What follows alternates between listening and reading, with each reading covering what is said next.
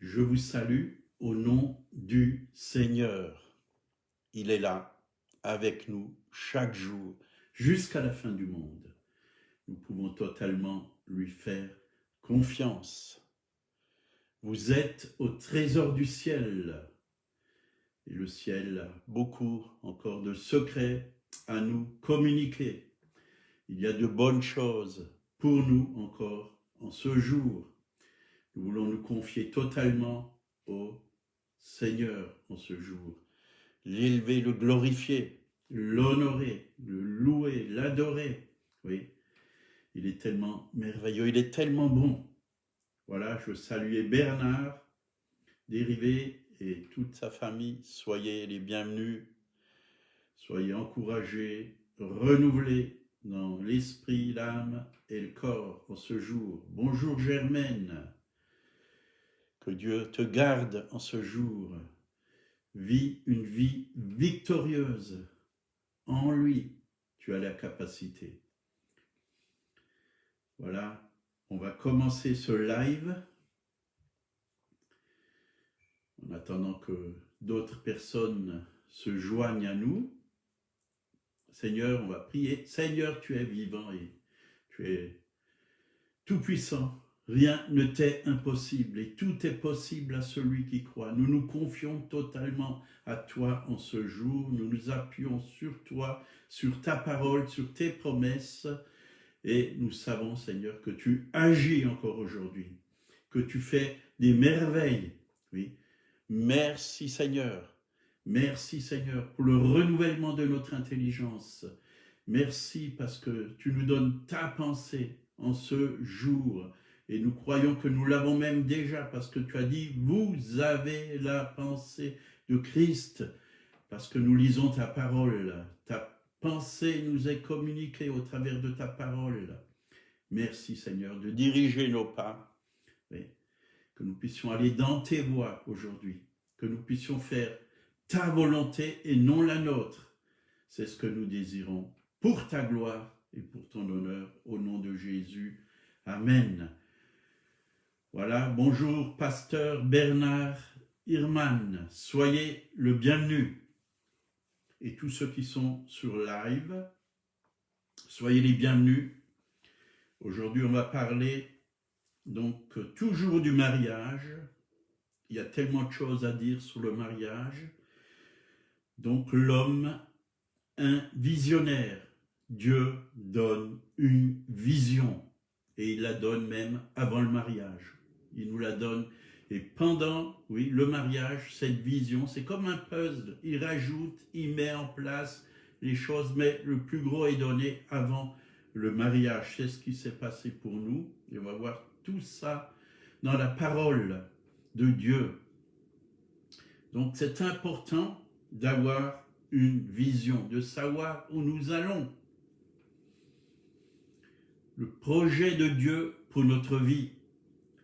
Et Proverbe, verset 29, Proverbe 29, chapitre 29, verset 18. Donc, dans la Bible en français courant, il est dit « Lorsqu'il n'y a plus de vision d'avenir, un peuple vit dans le désordre. » Alors, j'ai pris d'autres versions aussi, hein. La Bible du semeur, quand il n'y a plus de révélation divine, le peuple se laisse aller. Heureux celui qui obéit à la loi. La Bible Martin, lorsqu'il n'y a point de vision, le peuple est abandonné. Mais bienheureux est celui qui garde la loi. Donc une vision, c'est nécessaire. C'est même très important, une vision. Le mot vision en hébreu signifie un rêve, une révélation ou un oracle. Donc je parle d'une vision connectée avec Dieu, pas n'importe quelle vision, une vision que le Saint-Esprit nous communique, une vision qui vient de Dieu, qui vient du ciel, un projet qui vient de Dieu,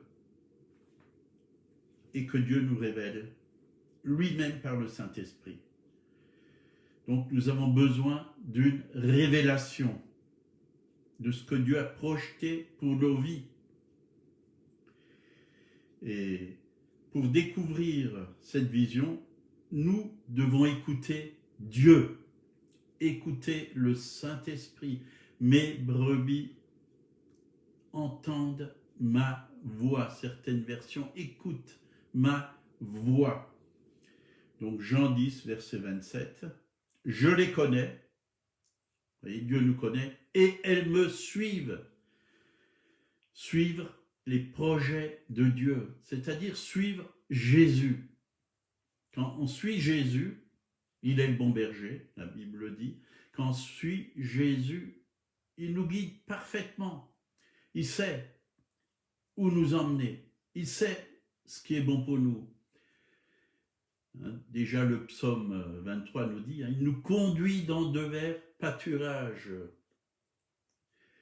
et près des eaux paisibles. On est dans la paix. Quand Dieu nous conduit, il pourvoit aussi. Les verts pâturages, c'est la provision de Dieu pour nous. Dieu a une provision. Quand il a une vision, il a aussi une provision pour nous. Il nous donne de quoi réaliser la vision qu'il met en nous.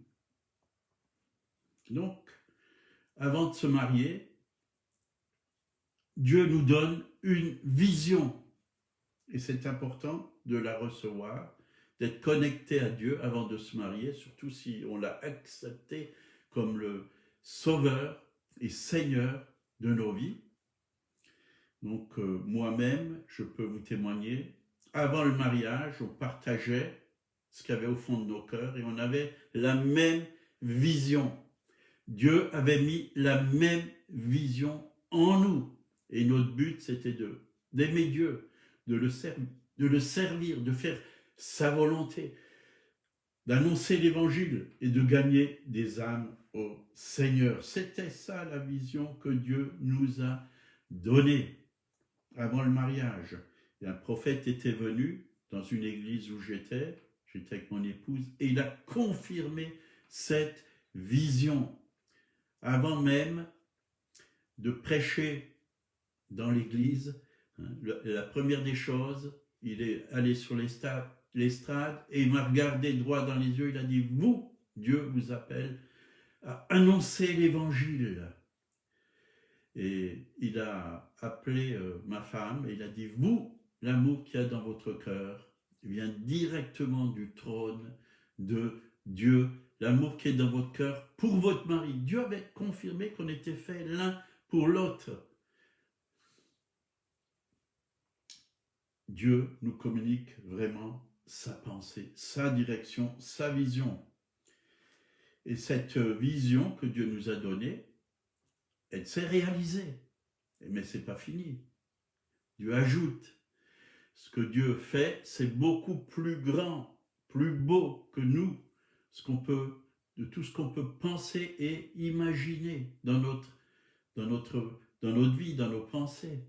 Il fait au-delà. Mes pensées ne sont pas vos pensées, mes voix ne sont pas vos voix. Elles sont bien plus élevées, oui, les pensées de Dieu que nos pensées. Les voix de Dieu sont bien plus merveilleuses, plus élevées, plus glorieuses que nos voix. On a besoin de connaître sa pensée, ses voix, nous aligner aux pensées de Dieu, nous aligner, oui, aux voix de Dieu, c'est-à-dire nous aligner sur la parole de Dieu. Quand on marche avec la parole de Dieu et avec le Saint-Esprit, on est dans les voies de Dieu. Donc Dieu donne au couple une vision commune. Chacun, ensemble, nous allons dans la même direction. Et le Seigneur a donné à plusieurs hommes de Dieu dans sa parole. On va en lire deux ou trois. Déjà Abraham, dans Genèse 12, verset 1, l'Éternel dit à Abraham, « Va-t'en de ton pays, de ta patrie, de la maison de ton père, dans le pays que je te montrerai.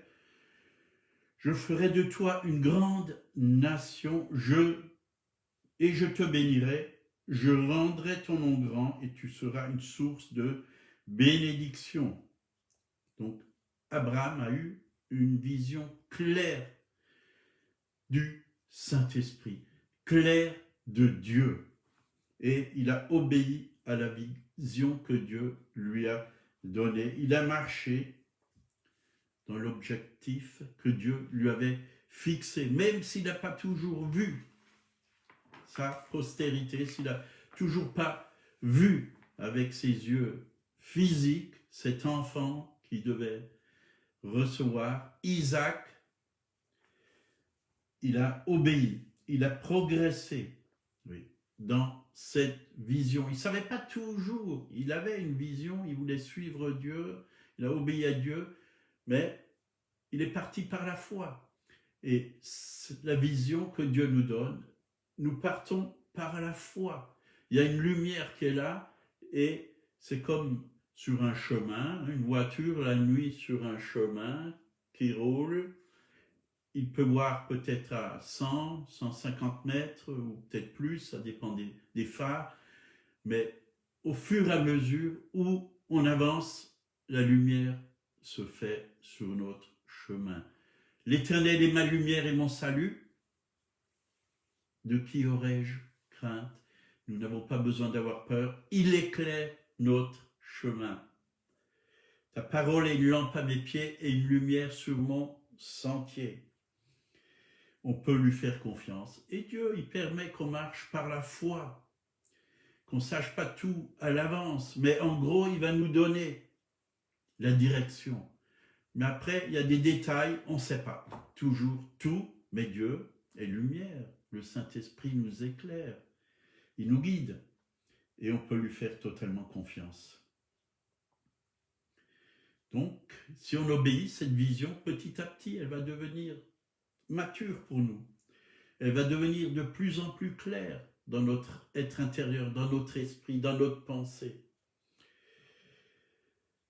Donc Dieu désire que nous soyons des visionnaires, pas des rêveurs, simplement rêver, mais que le rêve soit réalité, un rêve qui devient réalité, qui se réalise dans notre vie. Et Dieu a une vision pour chacun parce qu'il nous a créés chacun et chacune, et il sait pourquoi il nous a créés, et il sait le but, oui, de notre vie ici-bas sur la terre, à quoi il nous appelle. Et on n'est pas tous appelés à faire la même chose, on a chacun un destin différent. Il y a beaucoup d'appelés, mais il y a peu d'élus. Les élus, c'est ceux qui obéissent, qui rentrent dans la vision de Dieu, qui marchent dans la vision de Dieu. Donc il a aussi créé la femme pour permettre à l'homme d'accomplir cette vision, c'est-à-dire à deux. À deux, on est plus fort. Bien sûr, les célibataires, ils ont le Seigneur et ils s'appuient sur le Seigneur. Nous aussi, on s'appuie, en tant que mariés, on s'appuie sur le Seigneur. Mais à deux, on est plus fort.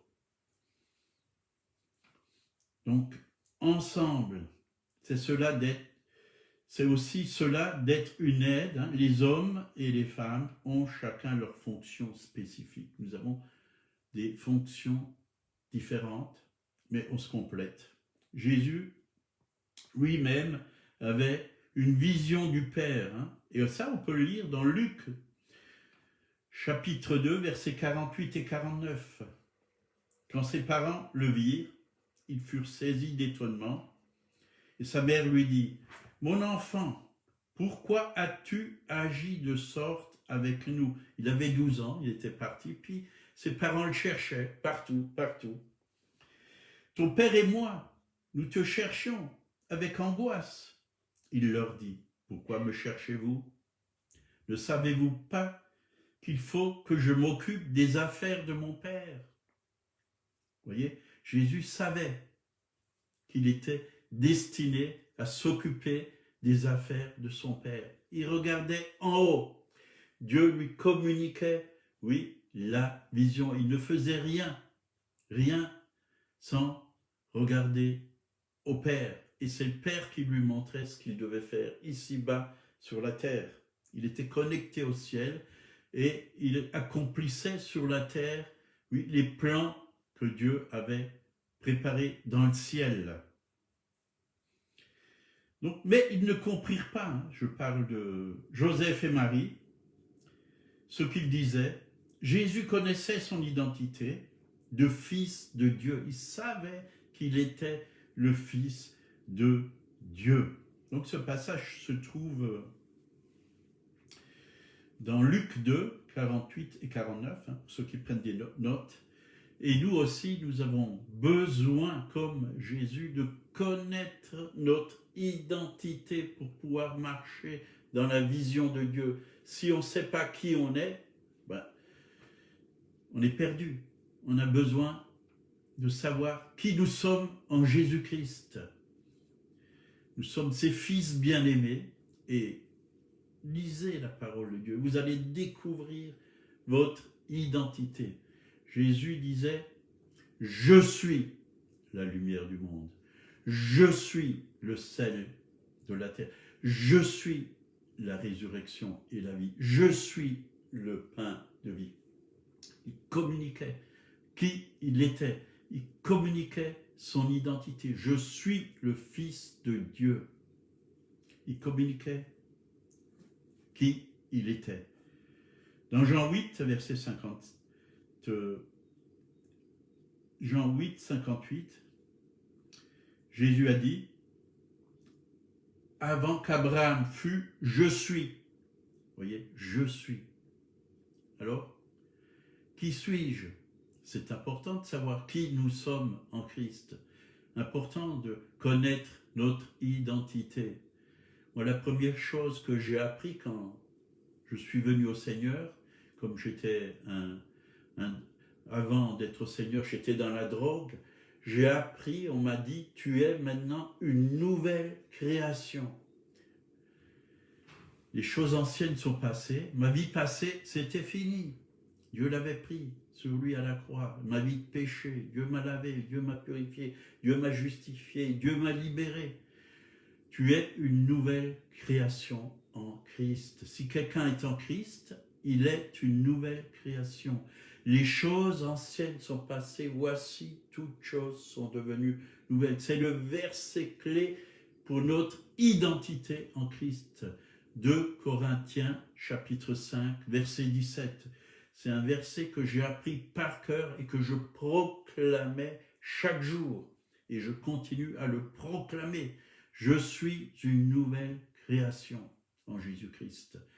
Ma vie passée, elle est morte et enterrée. Elle n'existe plus. Je suis une nouvelle personne, toute neuve. C'est important de connaître qu'est-ce qu'une nouvelle création. Et quand j'ai commencé à comprendre ce que c'est qu'une nouvelle création, tout a commencé à changer à l'intérieur de moi. Et je peux vous dire que ça continue parce que je n'ai pas fini de découvrir qui je suis. Je continue à découvrir mon identité parce que notre identité, c'est un chef-d'œuvre. Un chef-d'œuvre. Nous sommes l'ouvrage de Dieu. L'ouvrage, c'est le chef-d'œuvre. C'est ce que Dieu a fait de plus beau, de plus merveilleux. C'est plus beau que tout ce qu'il a créé, que les animaux, la nature. Parce que nous sommes faits à son image. Nous sommes un chef-d'œuvre. Nous sommes de peu inférieurs à Dieu. Il l'est dit dans les psaumes. Donc, avant qu'Abraham fût, je suis. Donc, il connaissait sa raison d'être et son but dans la vie. Le Fils de l'homme est venu chercher et sauver ceux qui étaient perdus. Luc 19, verset 10. Il est venu, il savait, il connaissait sa mission. Nous devons connaître notre mission, ici-bas, sur la terre, et rentrer dans notre mission. Donc, Jésus avait une image claire de son identité. Il connaissait son appel et sa mission. Nous aussi, nous devons connaître notre appel et notre mission. Jean-Baptiste aussi savait qui il était. Dans Jean chapitre 1, verset 21 à 23, et il lui demandait, « Quoi donc? Qui es-tu? Élie? » Et il dit, « Je ne le suis point. Es-tu le prophète? » Et il répondit, « Non. » Ils lui dirent alors, « Qui es-tu? » Afin que nous donnions une réponse à ceux qui m'ont envoyé. « Que dis-tu de toi-même? » Moi, dit-il, je suis la voix de celui qui crie dans le désert. Aplanissez les chemins du Seigneur, comme a dit Ésaïe le prophète. Vous voyez, il aplanissait le chemin du Seigneur. Il accueillait vraiment le Seigneur. Il montrait le chemin aux autres. Jésus est venu, oui, vers Jean-Baptiste. Et Jean-Baptiste l'a baptisé. Il a baptisé Jésus. C'était l'ordre de Dieu. Et Paul aussi avait une vision claire de sa vie. 2 Timothée 1, verset 11. C'est pour cet évangile que j'ai été établi prédicateur et apôtre, chargé d'instruire les païens.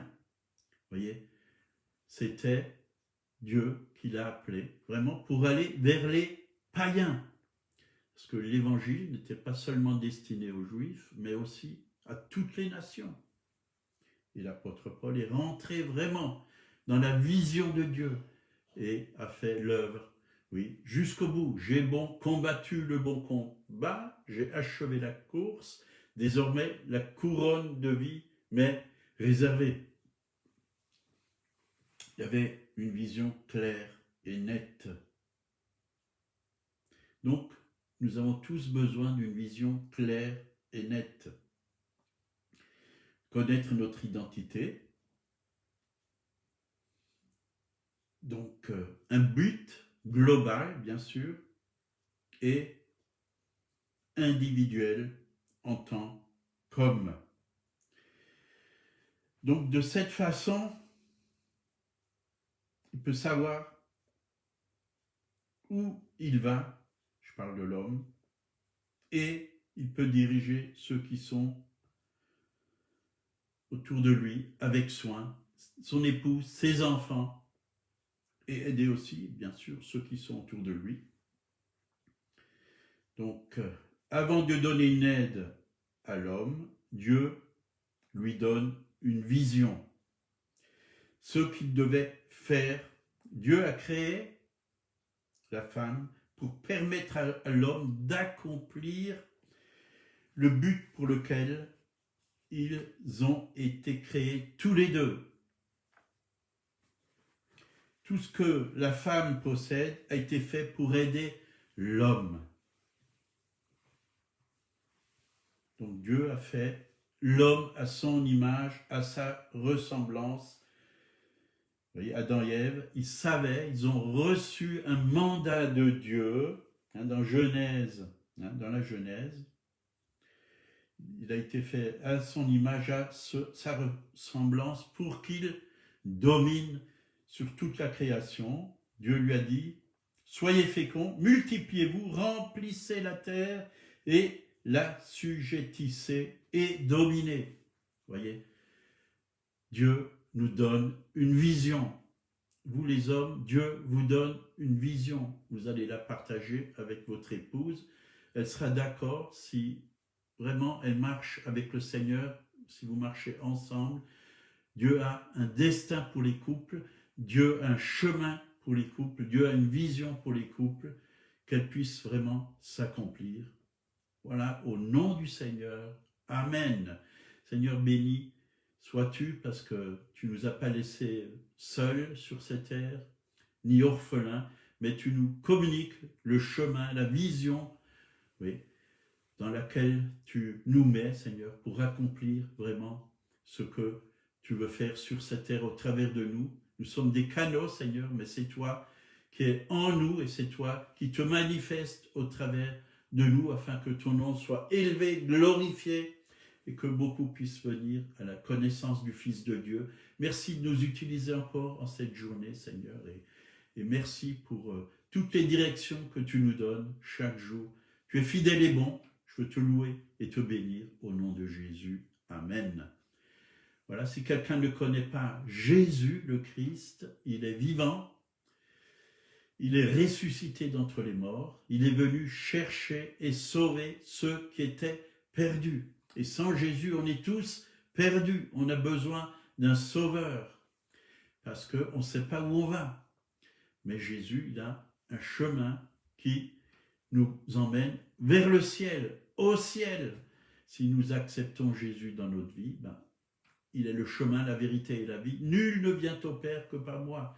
Il est le sauveur et il a versé son sang pour nous racheter de nos péchés, pour nous laver de tout péché, nous purifier, pour nous sauver. Il veut devenir votre sauveur personnel, votre Seigneur et diriger votre vie. Je vous encourage à accepter Jésus dans votre vie et votre vie va être bouleversée, transformée. Petit à petit, vous allez voir des changements dans votre vie.